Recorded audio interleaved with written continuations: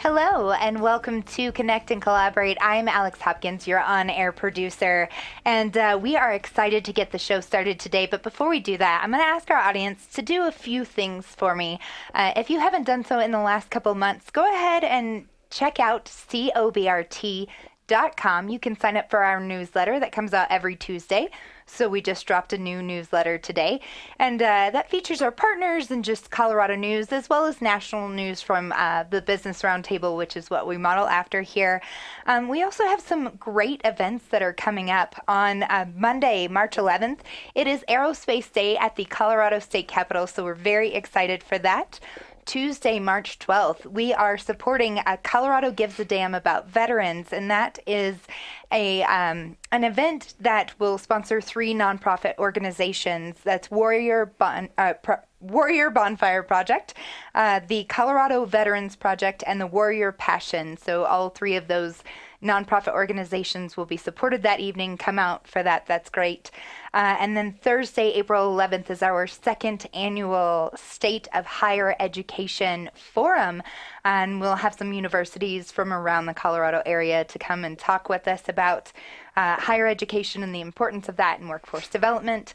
And also, if you have not already done so, please check out all of our shows at cobrt.com/radio-podcast.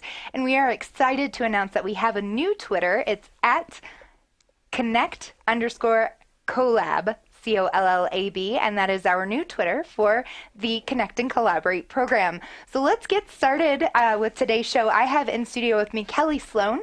He is with Sloan and Associates and a frequent contributor to Colorado politics, as well as a frequent contributor to Connect and Collaborate. How are you doing, Kelly? Doing well. Thanks for having me on again. Yes, and thank you for bearing with me through all of those announcements that we needed to get out. Not at all. Very exciting stuff. It is very exciting stuff, and so is the legislative session that we have going on right now. Yeah, that's one word for it.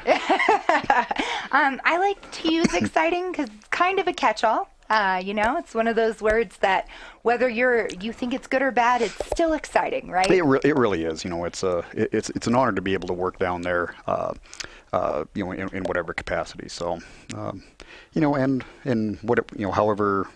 whatever ox is being gored, whether it's your ox or somebody else's ox, it's still, there's a lot of history in that building. Unfortunately, some of the history was damaged this last weekend. I don't know if you heard they had vandals broke in over the weekend and smashed some of the sculptures and some of the artwork in the building. So that was a crying shame. That is a crying shame. Yeah. That's just rude. Collateral damage for no reason. Well, and criminal, by the way. So I'm sure they're. So the state patrol is working pretty hard on finding out who did that, and they'll be brought to justice soon, I'm sure. Hopefully. What was it? Do you think that was in protest to anything, or just nonsense crime? My gut instinct is probably just a nonsense, boneheaded dirtbag crime. All right. Well, I will take that. But we'll find out. Yeah, we will find out. Yeah, if there's more, maybe it is a protest. Well, there's better ways to go about it. Absolutely. I definitely agree. There's so many other ways to go about it. But that being said, we have a lot to cover here down at the Capitol. So tell me what you're looking at. Well, I think we had a fairly slow start, which is not uncommon. It takes a week or two for the bills to start cycling through, and for committees to start ramping up and hearing things. And there wasn't a whole lot of drama, extracurricular drama this year so far. At least in the first couple weeks, it's certainly picked up now. I think one thing we've seen are a few issues kind of taking limelight that nobody really expected. The national popular vote, that was a big one over this last week. It was in committee and then hit the floor the last couple of days. And our Republican senators did a valiant job on the floor and in committee to try and keep that from going through. I don't know if any of your listeners, I did a column a few weeks ago on the importance of the Electoral College, especially for a state like Colorado. And I reiterated in there. A lot of your regular listeners will know I'm from Canada, and if they don't, well, I'll say about it sometime during the show, and they'll figure it out. But looking from the outside in to to the United States, one of the most genius things that the framers of this nation did was design the Electoral College. the checks and balances that they put in place in the Constitution of this country doesn't end at democracy. There has to be some kind of check on the popular will as well, so we're not just a tyranny of the majority. And that's in part what the Electoral College was designed to do. It was designed to, the people, the mob, the mass doesn't vote for the president. It's the states. And in order to keep the larger states from completely dominating that process, thank you. I've worked on that for years. Completely dominate that. They came up with the Electoral College, which is still, the states are all starting on even footing. They do incorporate some, the population differences are accounted for still.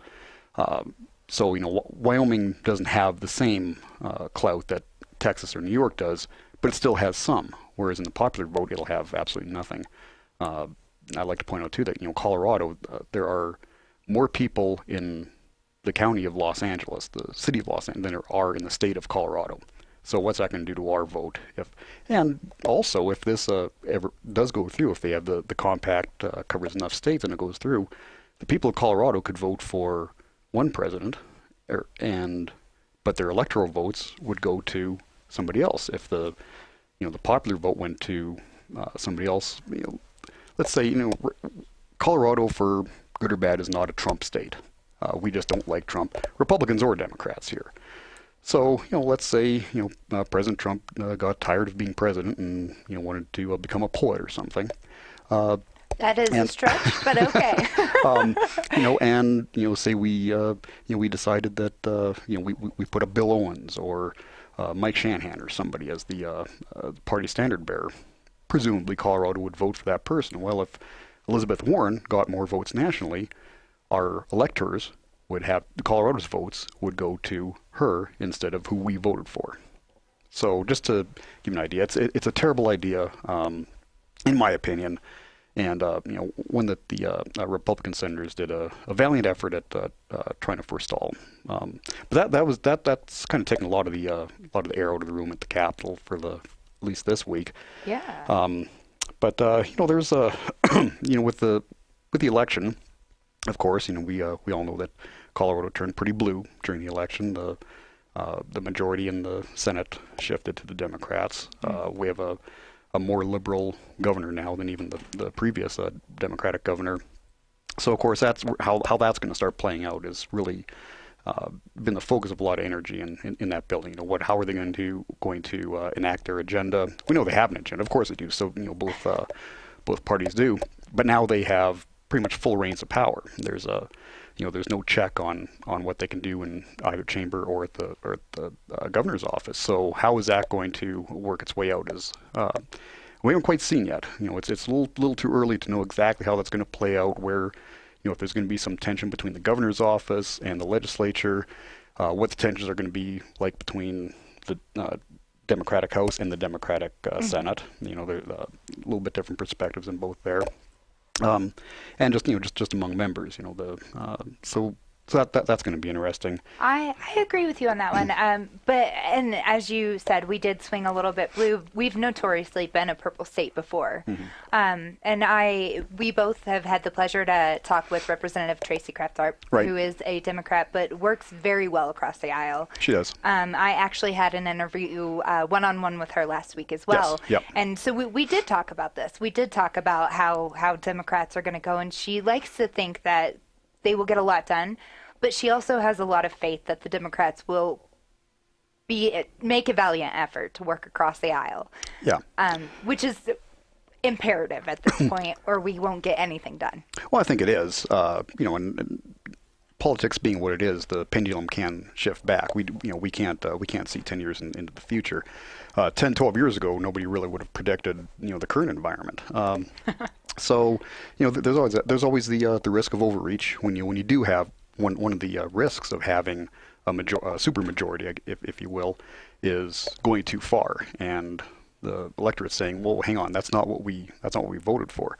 I think the people in Colorado still on in some issues are a little more conservative than perhaps the electoral results indicated. They voted down the tax measures, they voted down an anti-oil and gas measure. You can argue about how much money played in all those, but there were a number of tax measures that they voted down.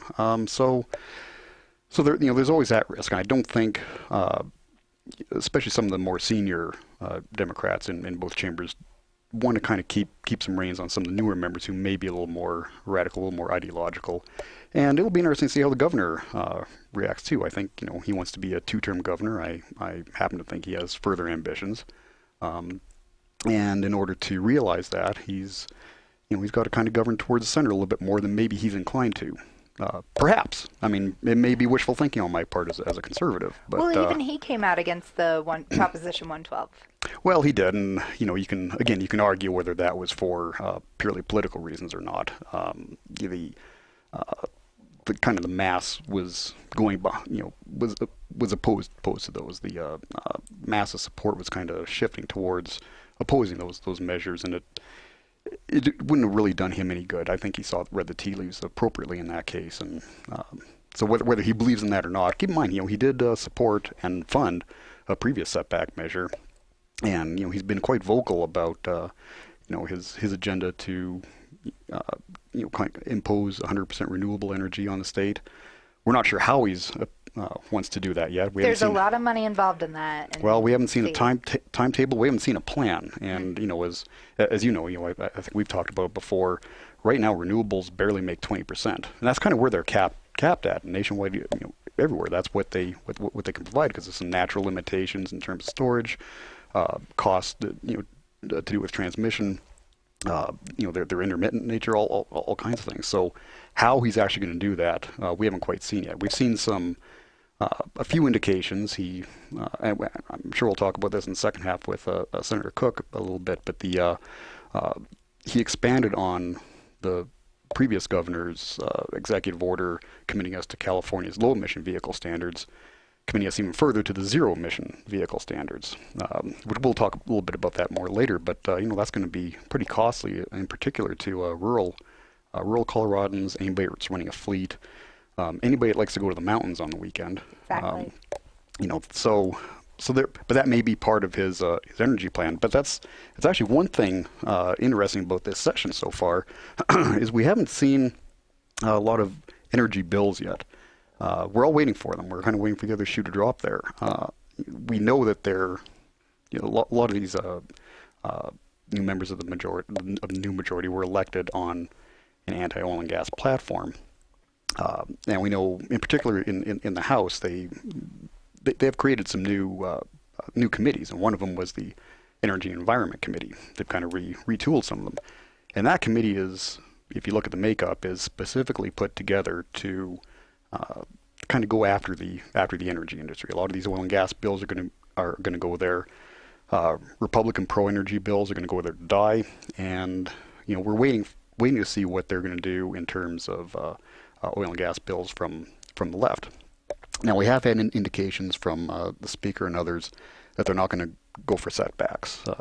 The people spoke on that. That would be politically pretty difficult for them to do. But I think they are going to go for quote-unquote local control, which would allow local jurisdictions to ban energy, or to ban practices that produce energy, hydraulic fracturing, so on and so forth, and to put in other kind of regulations now, which of course is going to be a pretty huge obstacle for the energy industry to continue in Colorado, because of course oil and gas doesn't recognize local boundaries. Right. So, plus a lot of these local governments don't have the requisite knowledge, the requisite expertise to be able to deal with the below ground aspects of oil and gas production. Of course, they have the jurisdiction and the expertise to deal with surface issues, land use, infrastructure, transportation routing, that kind of thing. But for dealing with the downhole aspect of it, there's a reason that's statewide. Mm-hmm. As a conservative, I like to see decisions made at the lowest feasible level. Yes. Keyword there being feasible. We can't have air traffic control run by run by the state. Exactly. It's run by the federal government. We can't have local municipalities putting speed limit signs on railways. There's a there's a certain natural level where a lot of these things have to take place, and oil and gas regulation is one of them. And there's others too, which we'll see how all that plays out. But that's one interesting thing about this session, is that we haven't seen those bills yet. Mm-hmm. We know they're coming. Yes. And again, we have a committee tailor-made in the House to deal with them. Yeah. So we're just waiting for that. I want to just comment here, because I agree with you. I like to see as local as we can get governing their own. But I would imagine that maybe trying to do this oil and gas at such a low level would turn out like the tax simplification. Right? Oh, yes. Yes, Yeah. right? Because we've let so many counties and cities do their own taxes. Now it's completely convoluted, Right. the system. Well, and that's an interesting point. We're making some pretty good headway. That's one thing we are, I think, seeing this session. We've already got the electronic filing for the sales and tax. The electronic simplification is going through pretty rapidly, and that's a good thing for Yes. Colorado businesses, Colorado consumers. But you're right. If we could recomplicate that by kind of messing around with the regulatory paradigm as it stands. Yeah, absolutely. And there's other, there's other things we're still waiting for. In terms of business bills, we have seen the Equal Pay for Equal Work Act has been introduced already. That's one that I know the business community is watching very carefully. They're very concerned about it. It sounds wonderful, and let's face it, that happens already for the most part. If you're I think in most industries, women are paid the same as their male counterparts for the same job. I would agree with you there. The issue is that a lot of women take off time Right. due to children being sick. They take off time for maternity leave, right? Right. And the men don't have those same opportunities awarded to them a lot of the time. Sure. They tend to go to work more, and so that's where we see that That's where we see inequality in the pay equity. Yeah, Yes. it's not really equal pay for equal work. Right. It's pay equity to try and But what the bill that that I've seen the wording of what it does is takes the jurisdiction for the enforcement of discrimination claims away from the Department of Labor and puts it directly into the courts. So now if you're a female working for whomever and you think you have a case of discrimination for whatever reason, instead of it being adjudicated through the Department of Labor, in kind of administratively, it's going straight to civil court, which of course is going to add to a lot of the cost to the to the employer, to the business that's trying to now has to go to court to defend themselves, show what happened. So a lot of the business owners think that's the wrong approach to go about it. And then the other one that everybody's kind of waiting for in the business community is the Family Leave Act. Yes. We're pretty sure what they're going to come up with is some kind of a system where the employer is shouldering much of the burden for the cost for providing for paid family leave. Now, I don't think anybody is really arguing that paying your workers for family leave, when you just had a baby, or your wife just had a baby, or you just had a baby, or you need to take care of an elderly parent or a sick child, that's a bad thing. And a lot of businesses already provide that as part of their benefits package. What we'd be curious to see is what this act that's going to come up with, how it's going to approach it. Is it going to be more of a top-down that puts the burden on the employers, mandates something, mandates a new government program that the employers are going to have to manage, or are there other options? Now there is a Republican bill, I believe it's starting in the House, that allows tax credits for to pay for this for family leave. I think that's a little bit better way to do it. There's some initiatives at the federal level to allow parents and family members to pull out of their Social Security to deal with some of this. Now, that may be a state issue as opposed to a federal issue. So there is that, but I know the business community is kind of waiting with bated breath to see what they're going to do with family leave. So Exactly. And just to reiterate to the audience, this isn't going to impact your big businesses at all. Most of them already have their FMLA, their Family Medical Leave Act, already in place for their companies. This is going to hit your mom and pop shops Right. pretty hard. This is where that is going to come into play for your local little butcher shop down the street. Yeah, the ones that have one or two or 5, maybe even 10 employees that are, or ones that are just starting out. It's not. Personally, I don't think it's the government's role to kind of dictate to employers what their benefit package is going to look like. Absolutely. I would agree with you on that. We also have a few things on the education spectrum that I think we would like to cover here. Again, it was one of those things that Coloradans didn't do anything with in this last election, right? We didn't want to raise taxes for infrastructure. We also didn't want to raise taxes for education. Well, we didn't want to raise taxes for them. I think I think that's different from saying we don't want to do anything with education. Fair. but no, but that's that kind of points to one of the ideological divides, I think, in terms of education. You have some people over here saying that the answer is to throw more public money at public education, and you have other people, potentially including the governor, again, maybe hopeful thinking on my part, but we're saying, well, look, the system is broken. If we've been throwing billions of dollars nationally at education over the last 30, 40, 50 years, and what do we have to show for it? Test scores are down, literacy scores are down, mathematics scores are down. We have kids that graduating from high school that can barely read a newspaper. So what have we got for all this investment? Is there a better way to do it? And you look at some of the options out there. Some of these charter schools, some of the private schools that are doing a much better job. Well, how can we tap into that and use what works and provide those benefits to everybody? I think one thing we need to realize when we're talking about school choice and that school choice is already available to the wealthy.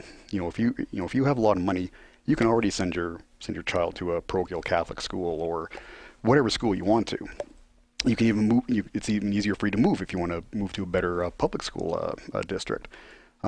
Those options aren't available to the impoverished who don't have the option of being able to send their kids to a private school. So, is there something we can do there to extend that same choice that's available to the wealthy right now to all parents, and at the same time improve educational outcomes for everybody? And then one thing I just want to touch on really quick before we get to the break and get to Senator Cooke is one other thing we're kind of waiting for. We know the governor wants to eliminate a lot of tax deductions, tax credits, tax exemptions. He's kind of a supply-sider on that front. I think he's a friend of Arthur Laffer's, who's the father of supply-side economics, and he has indicated that he believes and I agree in that you lower the rate, get rid of a lot of the deductions, and that's the best way to tax. Now, there are some issues with this. That works a lot better at the national level. At the state level, if you have an exemption, particularly a business exemption in our state that you eliminate, but they keep that kind of exemption in Utah or Arizona, Texas, Kansas, we're just siphoning business to those states. And there's also, I think, we need to make a distinction between tax exemptions, deductions, and credits that are designed to influence behavior, such as the electric car tax credits, and those that are simple carve-outs for a particular business. The term picking winners and losers. The tax incentives geared towards one particular business. Trying to entice them here, like Amazon, and normal business expenses. That's what I think people have to watch, and that's what a lot of people are concerned about. Thank you very much, Kelly Sloan. We will be right back here on Connect and Collaborate. Stay with us, and joining us in the second half will be Senator Cooke. Stay with us.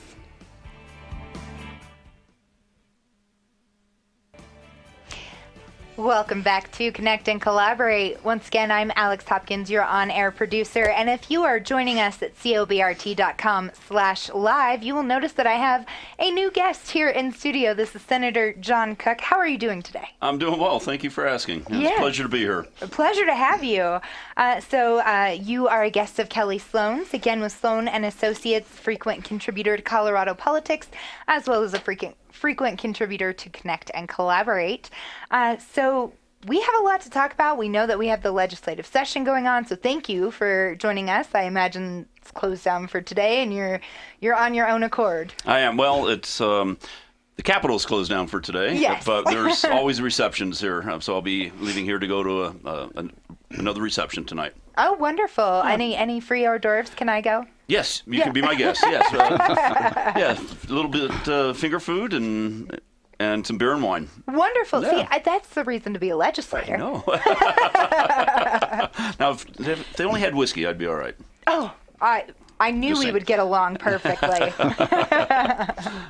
All right, Kelly. So I know that you had some awesome questions here for Senator. Sure. So in terms of the composition of the state legislature, the election last November may have only resulted in flipping of a handful of seats, but of course that represented a pretty monumental shift change in Colorado politics and policymaking, especially when you juxtapose that with the statewide results with a more liberal governor and all the statewide seats flipping Democrat. As with any such legislative upheaval, one of the results is an adjustment in the approach taken both by the newly elected majority and the recently dethroned minority. So here to provide something of an insider's look as to how that shift in paradigm at the state capitol might play out is Assistant Senate Minority Leader, Senator John Cooke. Senator Cooke earned a degree in sociology from the University of Northern Colorado, after which he embarked on a career in law enforcement that saw him rise through the ranks of the Weld County Sheriff's Office, culminating in him being elected as Weld County Sheriff in 2002.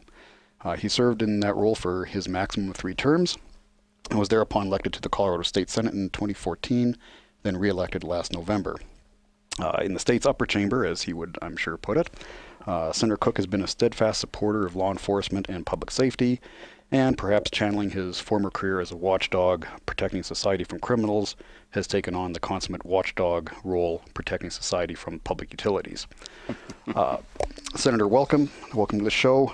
Thank you, Gil. I think we'll begin by asking, with the new, now that you're in the minority, what role do you see the Republicans playing in the Senate? Well, thanks, Kelly. Great question. Let me go back to the intro just a little bit. You mentioned that we only lost a couple of seats, but majorities matter. That's all it took. Yes. And so what I tell people is when they say it's not I don't vote for the party, I vote for the person. And I say that is wrong. That's the wrong answer. The right answer is you vote for the party, because we saw what happened in the election. We lost, or we won on policy. All those amendments, those were Republican issues that we stand strong on. Less regulation, no more taxes, and they failed miserably. No setbacks, and those things failed. But yet we lost on the candidate side. And so majorities matter, and we saw that today with the national popular vote. Absolutely. Because the reason majorities matter is because you set the agenda, and you decide what bills go to what committee, and you decide you run the committee as of the whole, and basically you can get any bills passed that you really want. And so we had little power to stop some of these really bad bills, like the national popular vote. Right. We had little power to do that. It passed on party lines, 1916. So our role now, I see, is to hold the Democrats accountable on some of these issues, because my firm belief is they're going to overreach. They just can't help themselves. They did it in 2013. And they were held accountable by the electorate, because 2 of them were recalled and 1 resigned before she was recalled. And so our job now is to say, you voted for this really bad bill, and now we're going to get the message out regarding your votes, and so we're going to hold you accountable, and we're going to let their constituents know how they voted, and hopefully hold them accountable in 2 years, hopefully. Sure. Well, in terms of specific issues, so transportation was a major policy issue last year, in fact, for several years prior, and certainly during the election we had 2 competing ballot measures, both of which failed. But this year there seems to have been very little talk about transportation funding. The governor has barely mentioned it in any of his major speeches. What do you see, where do you see that issue standing right now? Well, you're right. Funding. The governor, when you say barely mentioned, I don't even know if he mentioned it at all. And there's no funding in his budget for transportation. I was being a little charitable. Well, yeah. You're such a nice guy.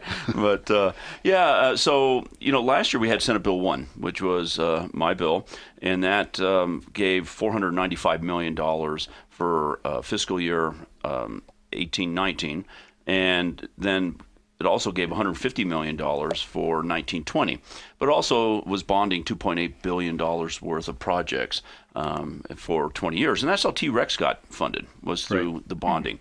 And so Senate Bill 1 allowed for the bonding, allowed for the projects, but then also gave a shot in the arm with cash to transportation issues. So what's going to happen this year? I don't know. Ray Scott and I have a bill to add another $190 million to that 150 for fiscal year 19-20. And so it's, again, it's a lot, but when you can talk about transportation needs, it's not necessarily... It's a drop in the bucket. It's a drop in the bucket, exactly. Yeah. But it's better than, what it's better than nothing like the governor proposes. And I haven't seen any plan from the governor or from the Democrats of what they want to do for transportation. So last year, again, Senate Bill 1 came out of the Senate 35-0. Every single Democrat in the Senate voted for it, and every Republican voted for it. It was unanimous, which was unheard of. I have talked to a lot of people who've been down at the Capitol for a long time. And they say they have never seen Senate Bill 1 come out unanimous. And then it came out of the House. Every Democrat in the House voted for it. So what I understand is the governor doesn't want bonding.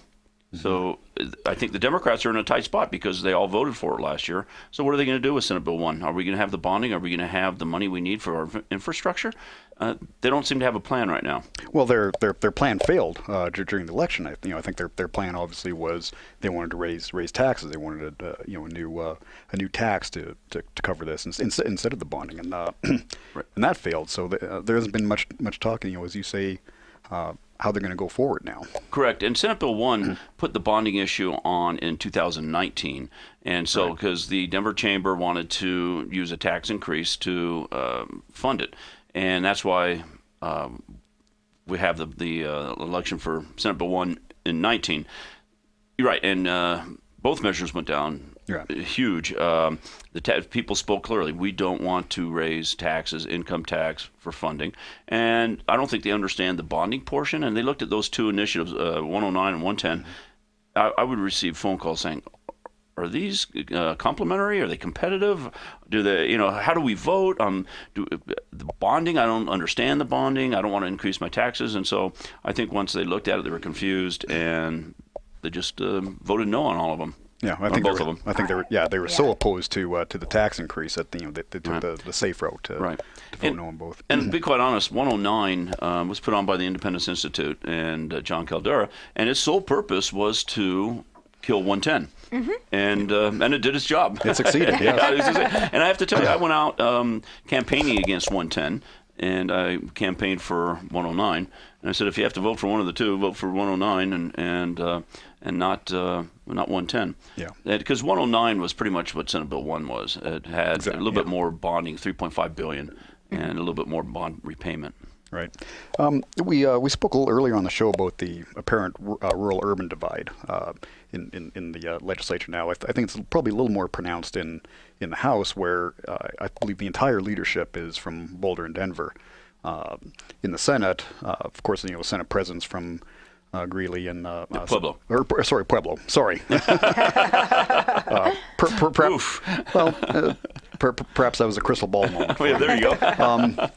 And of course they have Senator Donovan from the Vail area, but by and large, most of the majority is from the urban areas. The speaker is from Boulder. Absolutely. So how do you see that? How do you see that playing out? I'm sorry, I didn't mean the majority leader. Is from Boulder as well. I don't see it playing out very well. I think we can take the example of the national popular vote on a smaller scale. That really benefits large metropolitan areas and pretty much leaves those out in the rural areas out in the pasture, so to speak. No pun intended. But right. So I think it's gonna play out this year on a lot of other issues. It's funny when you look at the Senate districts. most of the Republicans represent a large part of the rural area. Now, I represent Greeley down to Fort Lupton. My district is completely in Weld County, and there's 2 other senators that represent part of Weld County, but I have a large rural area. In that small district. Senator Sonnenberg goes all the way to the Kansas line to about 3 miles east of Greeley. Right. So you look at the Republicans, and we represent a large rural population. You look at the Democrats, and they represent Aurora, several of them in Denver, several in Aurora, right. some 1 or 2 in Colorado Springs area, the way they gerrymandered. So you can't help but to think that those prejudices are going to influence the bills and their votes. They're going to say, you know what, the people live here, I represent Denver, therefore I'm going to vote the way Denver wants me to vote, or I'm going to vote the way Boulder wants me to vote, as opposed to looking at it, globally or statewide. Well, that was going to be next. How might that play out politically? Because they're going to have a little bit of an optics problem. If they govern too much from the urban and pile too much onto to rural Colorado. The governor keeps saying he wants to be a governor for all of Colorado. I'm not sure much of what he's done so far has demonstrated that. Right. Are the Democrats going to have an optical problem going forward, or do you think they're going to try and address that a little bit in some way? I think you're right about the governor. He wouldn't even go over to Grand Junction for Club 20. Club 20. Right. And you look at our past governor, the immediate past governor. He said the people in rural Colorado are a lot like Wyoming, that they're basically dumb. He said that in an interview. They're not too smart. And so when you have these type of people, governing the state, they don't want to be. They say they want to be, the governor of all of Colorado, but I'll believe it when I see it. I think they're going to have some optics issues, because you look at some of what I hear coming down the road, like schools. They're going to take care of Denver schools, and whatever Denver and Boulder and the metro area gets, then it's going to be pushed on and shoved on to the more conservative rural areas. Right. Well, and speaking of the governor, as we all know, there's a lot of policy that happens outside the strict legislative realm. A lot of it happens at the governor's office and a lot of the executive offices. How do you see that their agenda being enacted? Do you see the legislature taking more of a leading role, or do you see the executive branch taking a little more of a role? Well, unfortunately, I think I see the executive branch doing more and more. I saw it with Governor Hickenlooper with his executive orders, and within a week of being sworn in, Governor Polis does an executive order on zero-emission vehicles. And I want to remind him he was elected governor, not emperor. And those kind of things need to come through the legislature. And even if it comes out or turns out not to go our way, it still needs to be worked out through the legislature and not through dictate. And so I just see they're going to pull a card out of Obama's playbook, and that is legislate through executive order. And I think I see more of that coming from this governor. Yeah. So a lot of the Democrats' more liberal agenda is going to be left to the prerogatives of the governor's office and the executive agencies.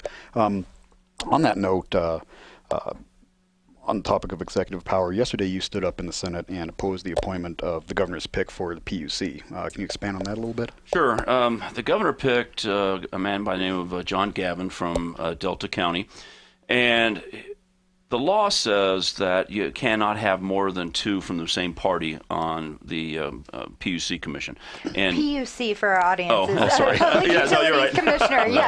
Just to thank fill you. them in. Right, yeah, I appreciate that. Yeah. We're speaking in code here. Yeah. So you can't have more than 2 from the same party, because so there's 3 commissioners, and so that would leave 1 Republican and 2 Democrats, because currently there's 2 Democrats. Well, Hickenlooper picked this John Gavin, and I'm sure with the consent of Governor Polis, because it was just after the election. Right. And he's an unaffiliated, but he's an unaffiliated in name only, in my opinion. If you look on Tracer to see who he has donated money to, he has donated only to Democrats. and he's donated to the Democrat Party in Delta County, to Democrats running for federal office, for state office, and he also wrote an editorial, a hit piece on one of the Republican candidates running against Kerry Donovan. And so he might be officially unaffiliated, but he went unaffiliated in 2013. But you hear that saying, "A wolf in sheep's clothing." I think he's a wolf in unaffiliated clothing, and so we're not going to have a voice on the PUC. It's going to be whatever Jared Polis wants, and there's not going to be any debate. And so we won't have a voice. So half this population of the state is not going to have a voice on the PUC when it comes to utilities. And the PUC was created to protect the ratepayers from the monopolies. And when I mean monopolies, I mean like XL and Black Hills. But now their mission, I believe, is to protect the monopolies from the ratepayers. Because the PUC, in my opinion, has been a puppet for XL for several years, and it's going to just even get worse with the three. And it's not just the gentleman's donation history and that one op-ed, but I've read some other op-eds that he's written where he telegraphed his policy positions, which are firmly in line with those of the Democrats. So. Right. He said in committee that he's 100% behind Governor Polis's 100% renewable energy plan. Right. And he's from Delta County. In 2012, Delta County had 1,000 high-paying coal miners. Mm-hmm. And just 5 years later, they only had 220. And his attitude was, well, Delta County, it's not the end of the world. And if he's that flippant about 800 jobs in his county, how's he going to be on the PUC? Well, and you know what? The ratepayers are just going to have to get over it. Your electric bills are going to go way up, but you know what? It's not the end of the world for you. Yeah. And it's not the end of the world for him, but it sure was for the miners. Yeah. So, kind of on that note, you mentioned the governor's executive order mandating us or committing us to the zero emission vehicle standards of California's. I'd often thought I attended his press conference where he signed that executive order, and I thought perhaps this might actually be a shot in the arm for our coal miners, since most of our electricity still comes from coal and natural gas. So it was a little disappointing that perhaps some of the members of the coal industry weren't there at his press conference to tout his zero emission vehicle strategy. It is kind of odd, though. I mean, they want to, because they think, oh, this is going to be helping our environment so much. Right. But when you look at where like our electricity comes from, it's still natural gas and coal. Right. And so we want, and the batteries that they use for these electric vehicles, rare earth minerals that come from China and all over. So it's like, all I know is my little world, and we're going to help the environment right here, regardless of what it does to the environment and the rest of the world. Yeah. Well, and I think the important thing about the ZEV mandates is, as we mentioned a little bit earlier, is what it's going to do to people like your constituents in rural Colorado. Not everybody can survive with a Chevy Volt or a Tesla. They don't pull horse trailers very well. They don't get you up Vail Pass very well when there's a bunch of snow on the ground like there was yesterday. You have a bill, I believe, that you've introduced already that kind of addresses this. Can you tell us a little bit about that and what it does? Sure. Thanks. It's Senate Bill 53, and it's going to be heard on the 7th. And basically what it says is pretty simple, it's pretty short, which is a problem, because if you have a long bill, nobody reads it. If you have a short bill, everybody reads it. Right. But it's pretty short. It just says that Colorado cannot adopt the California emission standards, their rules, because I don't want to be governed from Sacramento, because that's what's going to happen. Right. We're going to be governed by Sacramento instead of our legislature governing, and our governor is going to be California. So the bill says we have to stay with the EPA rules, and we can't go outside the EPA rules, and we cannot adopt the California emission standards. And because I think, as you pointed out, if California changes its rules, if we sign on to their exemption, if they change the rules, we automatically adopt that. I think the PUC would have an option of revisiting and pulling out. But as you mentioned, with the new makeup of the PUC, that's unlikely. Yeah, highly unlikely. So shifting gears here a little bit, you wrote an op-ed in Greeley Tribune earlier this year on how you view the last election as being detrimental to the public safety, victims' rights, and law enforcement. Would you care to comment on that, or have you seen anything at the legislature that either confirms your suspicions or eases them? Yeah, no, nothing has been eased yet.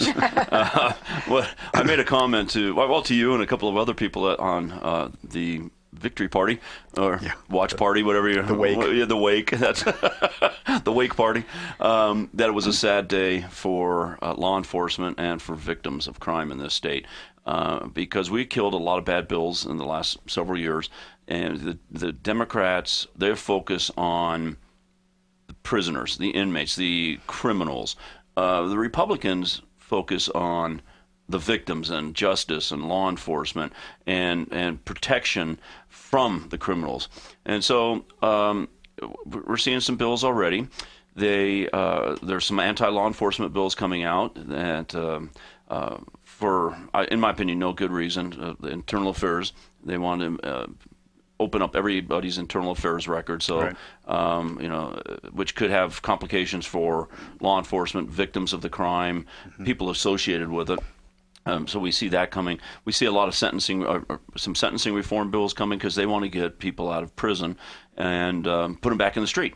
Right. And what the sheriffs are fearful of is that they want to take them out of prison and put them in community corrections. They want to take away the local discretion from the community corrections board and tell then the state mandate to these community correction boards that you have to take these certain people, for the sole sake of getting them out of prison. I see right now they're probably going to want to do away with the polygraph for sexual offenders that are on probation, and they want to ban the box for businesses. So that a business can't ask somebody on their application if they have a criminal record. There's even one bill that understand that as soon as somebody gets done with their sentence, both in prison and off of parole, that their record gets wiped clean. So it's like they never had a criminal history. I know there's long been a push for sentencing reform and prison reform, as they call it. I had the honor of speaking with retired U.S. Attorney General Ed Meese last November, and we spoke about this a little bit. That that there's this kind of fallacy, or that we over imprison, that we mass incarcerate in this country. As Mr. Meese pointed out, everybody that's in prison earned their way there. They had to work pretty hard to get there. So I think the question is more not are we putting too many people in jail? It's making sure the ones that are in jail are supposed to be there. Right. No, you're absolutely right. We need to put the right people in there, and you look at the stats for the last 20 years, crime rate from the FBI, these are their stats, have dropped 50%, and that includes violent crime, dropped 50%. And our incarceration rate went up. Right. Now, I'm not a genius, but when you put people in prison and jail and they're there, I'm pretty sure they can't commit crimes. And so if they're in prison, they're not committing crimes, so our crime rates drop. But yet our incarceration rate goes up. I think there's. We saw that in New York in the 90s under Giuliani's leadership. Right. I'd be remiss on a business show not to ask you in the last few seconds we have any thoughts on business legislation coming up. Well, I know the Democrats want to do paid family leave, which totally opposed to for business sake. They want to increase, I'm pretty sure, the minimum wage to like $15 an hour, I've been hearing, which is atrocious. They want to do something to Tabor, and which I'm scared about, that they're going to succeed. Absolutely. Senator, thank you very much. Thank you. Yes, thank you both very much. This has been a great show. Be sure to like and subscribe to our YouTube page while you're here, and check out more shows at cobrt.com/radio-podcast. Have a wonderful day. Thank you so much, gentlemen. Thank you.